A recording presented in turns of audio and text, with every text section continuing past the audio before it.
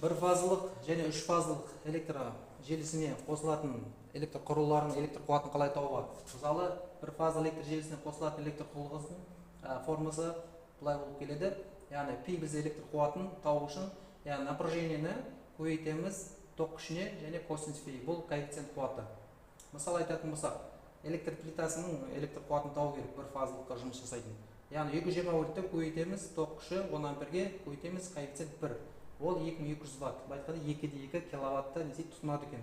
Ал енді 3 фазалық электр желісіне қосатын трехфазный мысалы айтық құрылғыларды 3 фазалық. Оны мына форма есептейміз. Яғни пи бізде электр қуаты төбірасы 3-ке көбейтіледі электр кернеуі, яғни напряжение және көбейтіледі ток күшіне косинус фиге.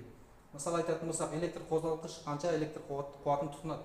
Мысалы, біз төбірасында 3 бізде 1,73 береді, оны көбейтеміз 380 вольтқа, яғни трехфазный электр қозғалтқышын тұтынатын ток күші бұл 30 ампер, оны көбейтеміз 0,85. Яғни электр қозғалтқыш көбінде бізде 0,85 0,90 аралықта коэффициенті болып келеді, яғни электр қуатының коэффициенті.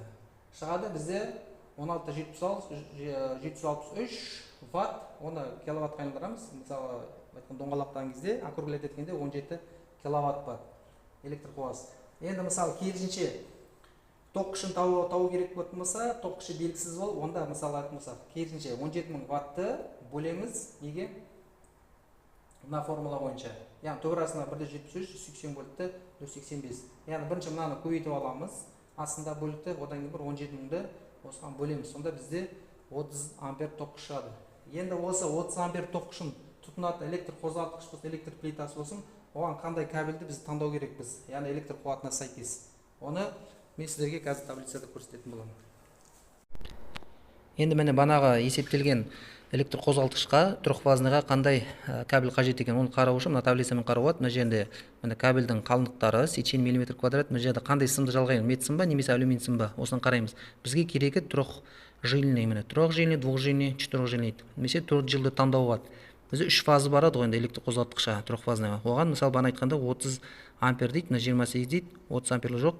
Біз әрдайым запаспен алу керекпіз. Неге? Себебі электр қозғалтқыш пен электр щиттің арасында арақашықтық бар және сыртқы әсер етуші факторлар бар, күннің ысылығы дегендей тағысы.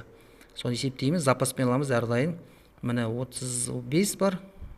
Енді 39 ала алмаймыз, 5 мм квадратта бізде кабель жоқ екен, сонда 42 амперге айтқан кезде 6 мм квадратты сымды кабельді таңдаймыз. Мысалы ВВГ кабельді алсақ болады, метті осы кабельді алып осылай осыны қоссақ болады 6 мм